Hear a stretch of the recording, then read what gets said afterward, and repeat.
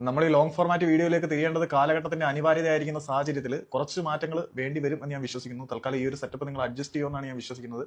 എടോ, ഷൈജു ദാമോദരൻ അദ്ദേഹത്തിന്റെ യൂട്യൂബ് ചാനലിൽ ഒരു കാര്യം പറഞ്ഞിരുന്നു. കേരള ബ്ലാസ്റ്റേഴ്സിന്റെ വിദേശ താരങ്ങളായിട്ടുള്ള അഡ്രിയാൻ ലൂണയ്ക്കും നോവ സദോയ്ക്കും മറ്റ് രണ്ട് ക്ലബ്ബുകളിൽ നിന്നും ഇൻട്രസ്റ്റ് വരുന്നുണ്ട് എന്ന് പുള്ളി പറഞ്ഞത് തെറ്റാണെന്നൊന്നും നമ്മൾ ഒരിക്കലും പറയുന്നില്ല. പക്ഷേ പുള്ളി ഇവാൻ വുക്കോമനോവിച്ചിന്റെ കാര്യത്തിൽ പറഞ്ഞത് തെറ്റാണെന്ന് ഇവാൻ വുക്കോമനോവിച്ച് തന്നെ ഇന്റർവ്യൂവിൽ നിഷേധിക്കുന്നത് നമ്മൾ കണ്ടതാണ്. അഡ്രിയാൻ ലൂണയ്ക്കും നോവ സദോയ്ക്കും പിന്നാലെ രണ്ട് ഐഎസ്എൽ ക്ലബ്ബുകൾ അഡ്രിയാൻ ലൂണയെ സ്വന്തമാക്കാൻ മുംബൈ സിറ്റി ആഗ്രഹിക്കുന്നു എന്നുള്ളത് സത്യമാണ്. കഴിഞ്ഞ കുറെ കാലങ്ങളായിട്ട് അഡ്രിയാൻ ലൂണയ്ക്ക് നേരെ മുംബൈ സിറ്റിയുടെ വല വീശപ്പെട്ടതാണ്. പക്ഷേ അഡ്രിയാൻ ലൂണ ഇവിടെ തന്നെ തുടരാനാണ് താല്പര്യപ്പെട്ടത്. അതുപോലെ തന്നെയാണ് നോഹ സദോയെ സ്വന്തമാക്കാൻ ബംഗളൂരു ആഗ്രഹിക്കുന്നു എന്നുള്ള റിപ്പോർട്ട് ഷൈജു ദാമോദരൻ മാത്രമാണ് പുറത്തുവിട്ടത്. വേറെ ആരും ഇതുവരെയും അത്തരത്തിലൊരു സാധനം പുറത്തേക്ക് വിട്ടതായിട്ട് എനിക്ക് അറിയില്ല. പക്ഷേ ബംഗളൂരിന്റെ ഫിലോസഫിക്ക് എന്തുകൊണ്ടും യോജിച്ച ഒരു താരം തന്നെയാണ് നോവ സദോയി എന്നതുകൊണ്ട് ഷൈജു ദാമോദരന്റെ നിരീക്ഷണത്തിലൂടെ നമുക്കും യോജിക്കാൻ കഴിയും. പക്ഷേ ഇതിനകത്തുള്ള ഒരു ഐറണി എന്താണെന്ന് വെച്ചാൽ ഈ രണ്ട് താരങ്ങളുമായിട്ടും കേരള ബ്ലാസ്റ്റേഴ്സിന് 2027 വരെ കോൺട്രാക്ട് അവശേഷിക്കുന്നുണ്ട്. ബ്ലാസ്റ്റേഴ്സിൽ നിന്നും ഈ രണ്ട് സൂപ്പർ താരങ്ങളെ കൊണ്ടുപോകണമെങ്കിൽ മുംബൈ സിറ്റിക്ക് അഡ്രിയാൻ ലൂണയെ ബ്ലാസ്റ്റേഴ്സിൽ നിന്ന് കൊണ്ടുപോകണമെങ്കിലും അതുപോലെ തന്നെ നോവ സദോയെ ബംഗളൂരു എഫ് സിക്ക് ബ്ലാസ്റ്റേഴ്സിൽ നിന്ന് കൊണ്ടുപോകണമെങ്കിലും രണ്ടാളിനും നല്ല ട്രാൻസ്ഫർ ഫീസ് കേരള ബ്ലാസ്റ്റേഴ്സിന് നൽകാൻ രണ്ട് ക്ലബ്ബുകളും ബാധ്യസ്ഥരാണ്.